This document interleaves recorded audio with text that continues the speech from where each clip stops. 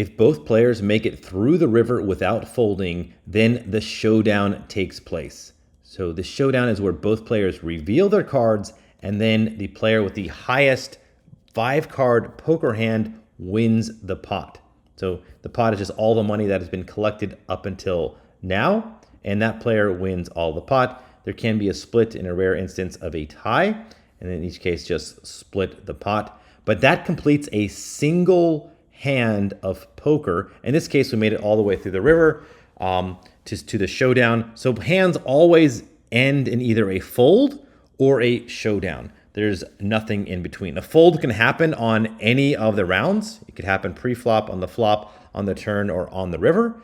Showdown only takes place if both players make it through the river without folding. In this case, the computer won with something called an ace high. So the ranking of the hands will be discussed upcoming. That's very important. The rankings only matter if you get to a showdown and you have to reveal your hand.